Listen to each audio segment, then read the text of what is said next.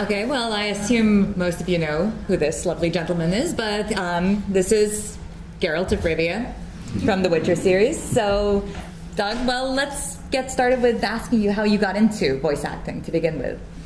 I actually fell into it. I had never thought about it. I mean, I'd done a little bit of it in the States before I came over to the UK, but not for games, just not for radio and things like that.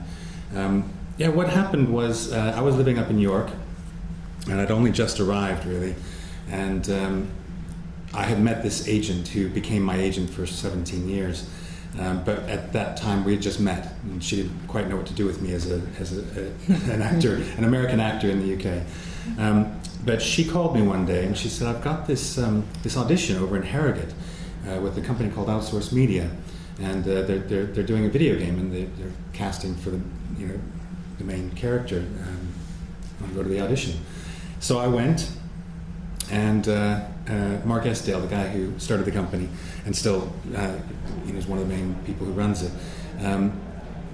He had this studio built on the back of his house, out in the countryside, with sheep around and stuff like that. It was fantastic, really great place to go and record. I went in, and they put me on mic. I'd never been in a live booth before, and I auditioned, and I got the lead role. So that was a game called Independence War II: Edge of Chaos. And from there, Mark kept inviting me back. I did more games. Gradually, things happened, and eventually I auditioned for this unknown game called The Witcher. And the rest is history, as they say. And has anybody told you how soft-spoken you are compared to your character? Oh, yeah. My American accent has been softened by 17 years in the UK, a little bit. But when I need to put it on, I can actually put it on, and there's my American accent. So what brought you to the UK in the first place? Well, I was finishing up graduate school. I did a Master of Fine Arts degree in acting at Pennsylvania State University. And my wife is a dual citizen, and I'd never lived abroad. And looking back now, it was a really stupid thing to do. It's really stupid. You finish your MFA in acting, what you then do is go to New York or LA or Chicago if you want something a little bit different. I decided to come over here, where I knew no one, and no one knew anything about me.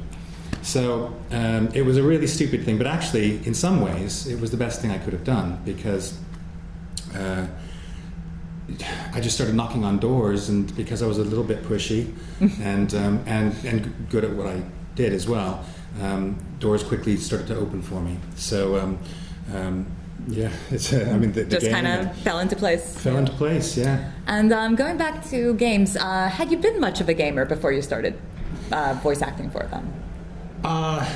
Not so much video games. I mean, I had the old Atari system, with the game tanks and Pong the game tapes. Yes, yeah. Yes, exactly, all that kind of stuff.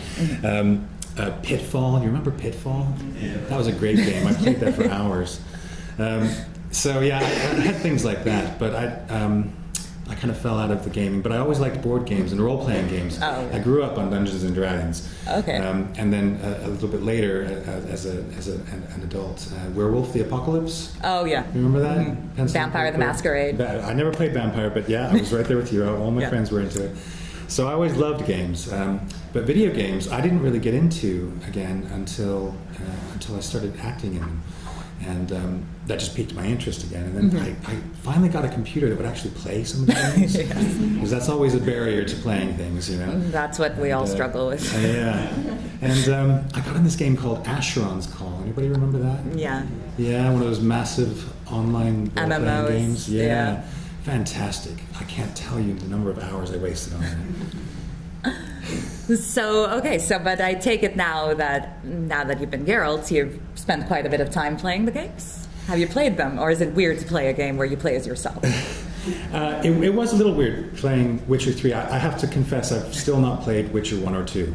Oh, wow. I did try to play Witcher 1, but my computer literally blew up. And Witcher 2, I didn't have a console, so I couldn't play it. But when Witcher 3 was coming out, I made a definite effort, and I went in and got a PlayStation 4.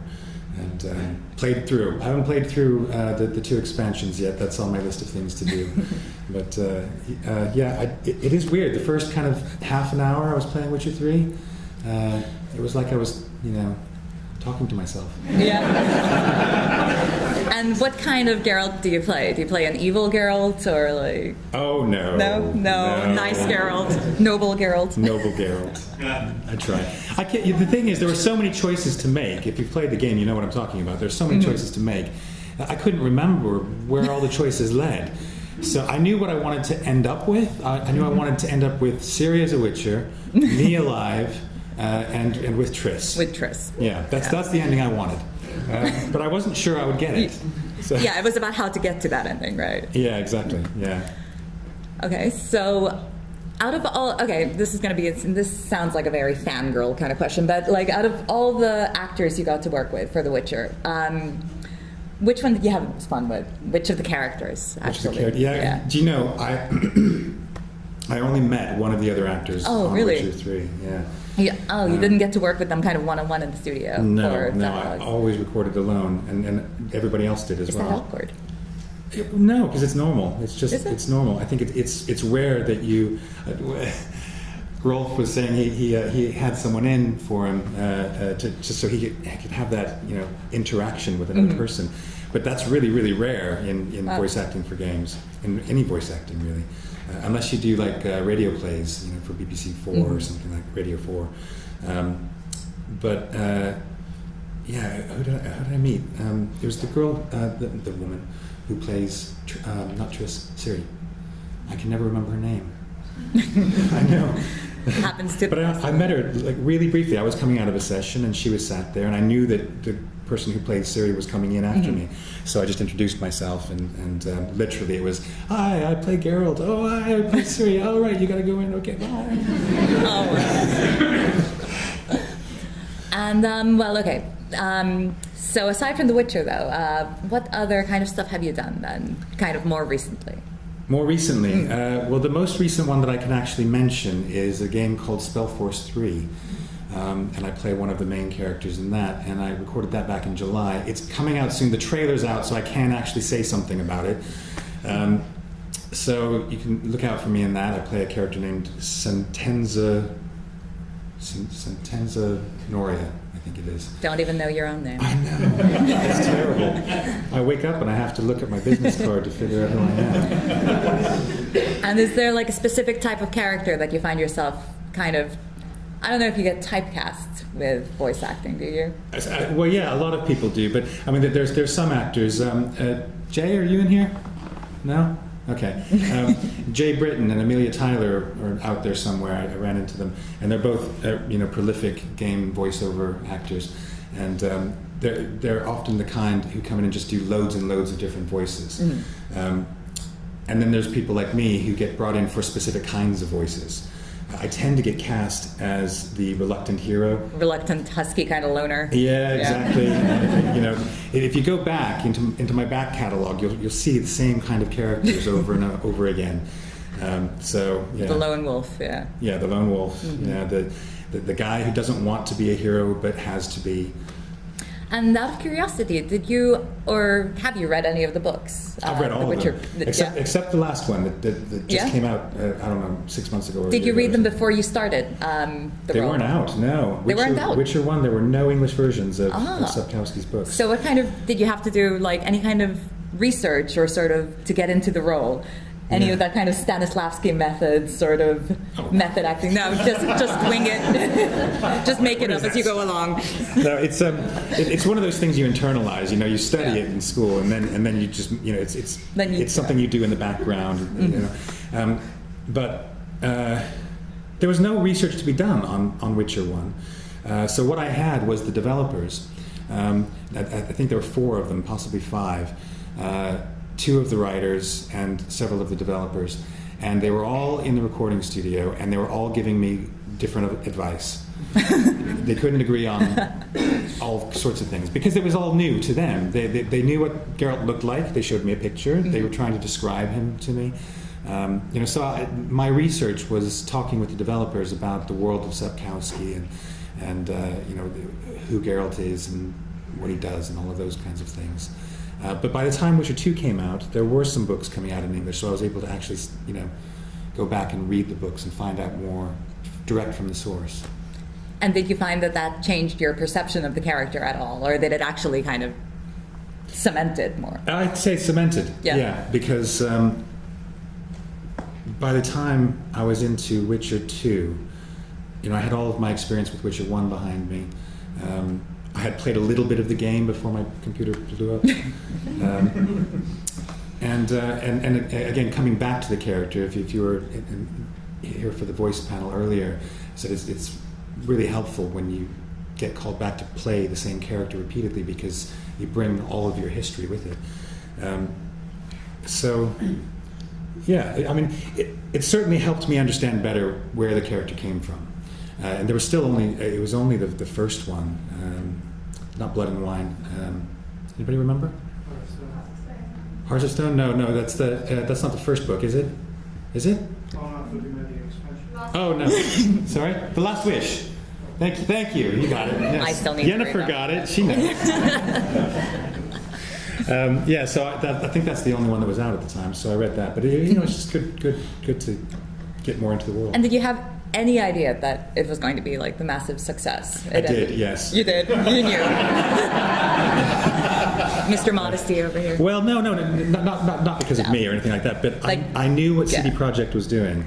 I was in on their marketing and promotional kind of things, at least a little bit. Mm-hmm. So I knew that there was going to be a big response to Witcher 3. But Witcher 3, but did you know when it was the very first game? Witcher 1 got very little attention. Witcher 2 actually got very little attention compared to Witcher 3. Yeah, it did. Witcher 1 developed a cult audience, a cult following, and it was a strong cult following. But it wasn't until Witcher 2 that I think the world of The Witcher and Geralt of Rivia and all of that really came to a more popular kind of...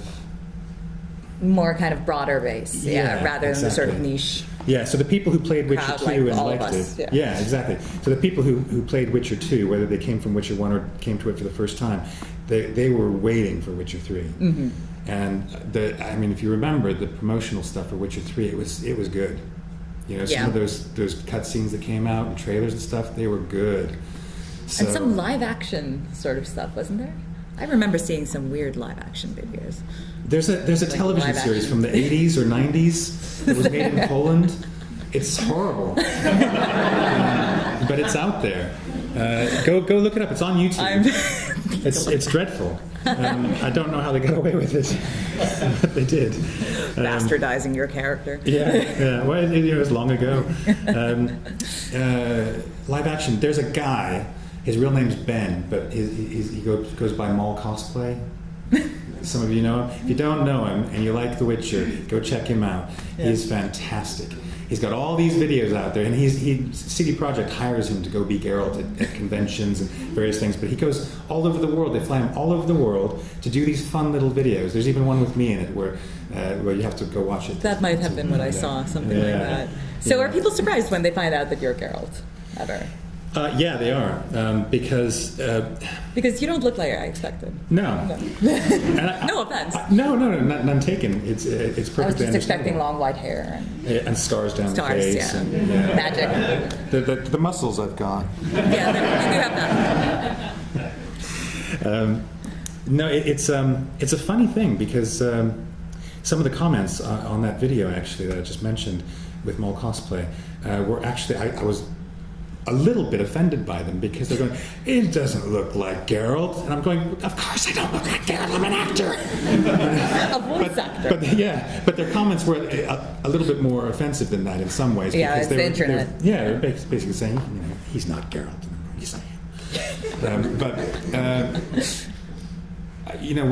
When you play a game, the image of the character and the voice of the character are tied together. Mm-hmm. You all experience this, for Geralt of Rivia. When you hear that voice, that's the face that you imagine. Especially with the lip syncing, which is just so excellently done. The facial expressions, he becomes kind of a real character. Yeah. Like it feels like he's living and breathing. Yeah, so often, people have no idea that I'm Geralt of Rivia, and if they're fans of the game, then if it does come up, I don't tend to bring it up unless it actually fits into the conversation that we're having. But if I do bring it up, or if someone else brings it up, if I'm with somebody who knows that somebody else is a fan, and they introduce me and stuff, and do you know who he is? Do you know who he is? And then they go, oh, that guy. Yeah. So it's kind of fun, but it's also sometimes a little bit disconcerting, especially if you're having one of those days where you feel like shit on a stick, and you don't really want to be talking to other people, and somehow it comes and you go, oh, here we go. And do they tell you to do your Geralt voice? Yeah, that's one of the questions that often comes up. Yeah, which I don't mind doing. It's very easy for me to do. Oh, there we go. Sounds kind of like a Batman voice. It is. On IMDb, somebody did like a top 20 voices for Batman, and I'm in there somewhere. Well, I'm wondering if maybe we should open this up to audience questions. Does anybody have any questions? Dave Gilbert? I spoke to you before, but yes. This is a question specifically for you, so I didn't ask it before. The voice is a very, rough, gravelly kind of voice, and I know in my experience of working with voice actors, it's very hard for them to maintain that for a long period of time unless they do very specific things. I asked them the same thing earlier. Yeah. Oh, you did? Okay, well. But yeah. No, so what is it that you specifically do to maintain that for, I imagine, like 2, 3, 4 hour sessions? Well, now it just is. It's part of my voice. Geralt has become part of me. He has internalized Geralt. I've internalized Geralt. No, in very real terms, Witcher 1, it was grueling. It was absolutely grueling. It was enjoyable. I had fun, and I knew I was part of something that could become something really interesting and bigger. But we were doing 10, 12-hour days, and I was really being pushed down there in terms of my voice. We'd take lots of breaks. What do you do when you're not wrestling? Yeah, it hurt. It was a week of recording, and at the end of it, you can hear it. I think you can hear the progression too. Yeah. Like in the first game, it does sound more forced, and it does really sound a lot more natural by the third game. Yeah, by Witcher 2, when I went back to Witcher 2, the first couple weeks, they went back to by Witcher 2, the whole industry had gone, we can't push voice actors quite this hard anymore. So everybody was, shortening the session length times. So we were doing sometimes 6 hours, but more often 4 hours. The first couple of weeks it was a little bit hard, but gradually my voice kind of bedded in, and I'd walk out of the sessions feeling a little bit, raw. But by Witcher 3, I was just in there 4 hours, banging it out, and no problems at all. So in very real terms, what I'm actually describing is a process of damaging my voice. It deteriorated to the point where it's natural now. Yeah. There you go. Not necessarily a bad thing. Well, people want you to play Batman, so it can't be that. No, exactly. All right. Anyone else? Yeah. What's your favourite Witcher quest, and can you please do some more Geralt voices? Favorite Witcher quest? Do you know, I liked the Godling Johnny quest. I really enjoyed that. I liked him. I thought he was kind of cool. But there were a lot of good ones. I loved going to Skellige and all the stuff that happened on Skellige. I got really stuck though. I got really stuck on Skellige. I think I didn't finish something. It's tough. Yeah, there's a lot of quests. There's a lot of stuff over there. Yeah, I didn't finish something, and then that meant that I couldn't finish something else, and I got really stuck for a long time. And then I think I did something that just negated everything I'd done. So I managed to get through it. But, yeah, I think we can all sympathize with that. Anyone else? Yeah. If you could have the voice of any other character or voice actor, who would you have and why? I wouldn't want anybody else except me. But the reason I say that is because in some ways there's no point in speculating about, if I were. I'm not. I am me. So. But that's a good question though. What about a character you could play? Character, yeah. A character. Well, I can play all kinds of things. I mean, Snake, Solid Snake. Oh. But I don't want to do that, because Kiefer Sutherland's already done it, hasn't he? You know what I'm talking about, yeah? Yeah. Okay, good. I wasn't sure if that was like, yeah, what are you talking about? Or, yeah, we're all pissed about that.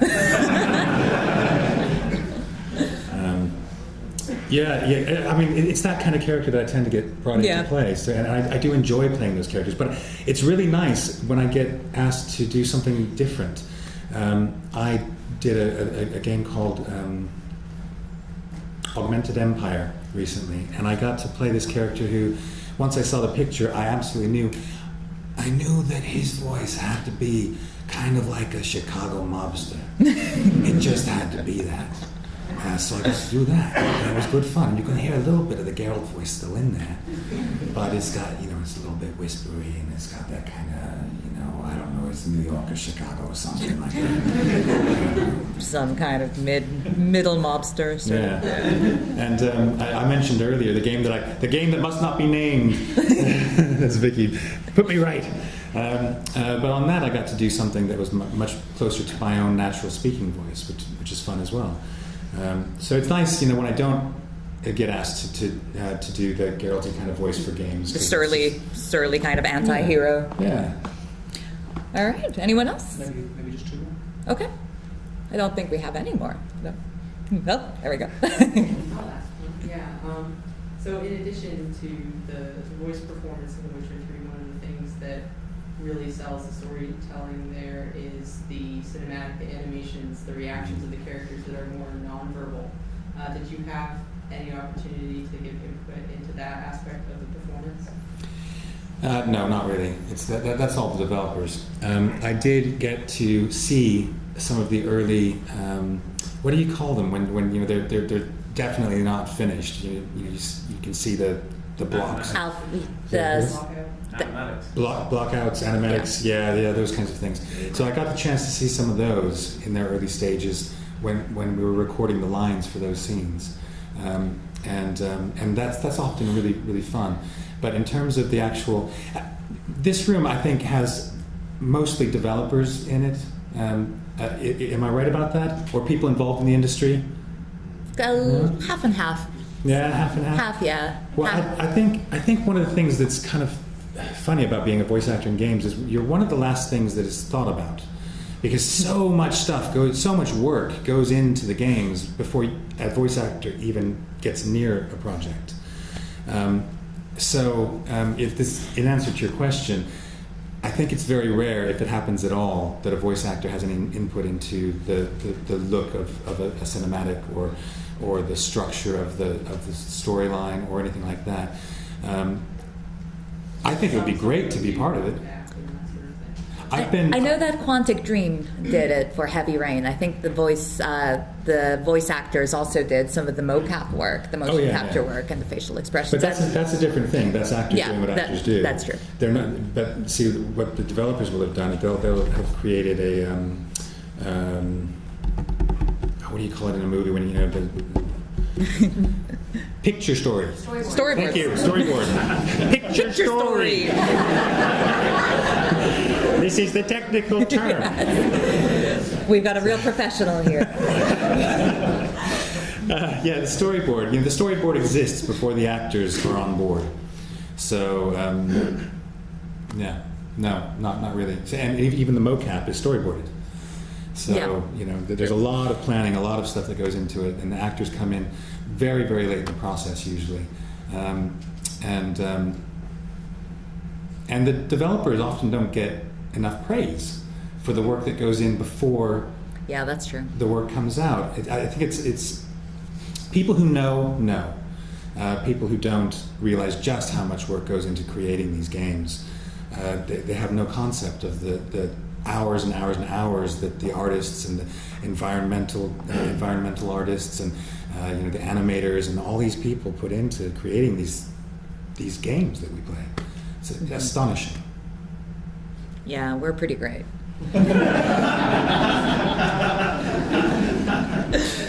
Have you seen her game outside? Yeah, my game's out there too. It came out just last month. Yeah. Okay, well, oh, there's one more. Okay, think last one. Okay. Yeah. So with like you talk about mocap acting and stuff like with mocap acting, certainly in the early days there was kind of running joke that in like GTA games when they first had mocap acting, they'd be like, I'm mocap acting in a GTA game, I've got to act like this. Yeah. And I imagine even now that it's more sophisticated, there might be different ways in which actors act slightly differently when they're mocap acting, and maybe when the face isn't mocap in the same way, like they emphasize or exaggerate certain things. I was wondering with voice acting, do you find that because it's voice acting for a video game, and maybe there are requirements from like for clarity reasons and stuff, are there ways that you act differently because you're only voice acting and not physically? Yeah, well, I said in the earlier voice panel, which some of you may not have been at, that for me, the difference between doing other kinds of acting and doing voice acting is I feel that I have to engage my imagination in a way that is different. It's more in depth, it's more engaged. When you have other actors to respond to, then you work off the other actors, and your imagination is still engaged. You still have to place yourself in that imaginary environment. But when you have nothing around you to help you create that environment, you really have to get that imagination going. And I said before as well, not everybody can do that. It's something that I think, and I don't think you can learn it. I think it's one of those things that you either can do it or you can't. You can learn how to work on a microphone. You can learn how to, not hit the plosive sounds or lessen them. You can learn how to sight read better. You can learn how to do different voices and accents. And all those things you can learn. But some things you just can't. And I think that's one of those things you can't. It's just like some people look fantastic on camera and some people don't. Sometimes it has nothing to do with whether the person's a beautiful person. It's just some people look really, really good. You put a camera on them and they just jump out of the screen at you, and some people don't. So. Do you think maybe it has something to do with that kind of Dungeons and Dragons sort of experience where you are able to get into that sort of imagined setting? You know what I mean? Yeah. Like, I don't know, tapping into the imagination where you have to create this sort of fantasy world you can live in your own head. I don't know. That could be part of it. You're growing up playing games like Dungeons and Dragons, and I was often the DM, and I ignored all the rules, and I created horrible scenarios for my players, and I always got them stuck because it was fun to watch them try to work out puzzles that I had no solution to. You should be a game designer. But I think people who grow up engaging their imaginations are more likely as adults to be able to tap into that. Yeah. I think that, yeah. There you go. All right, so that's done, everybody. Thank you very much, everybody.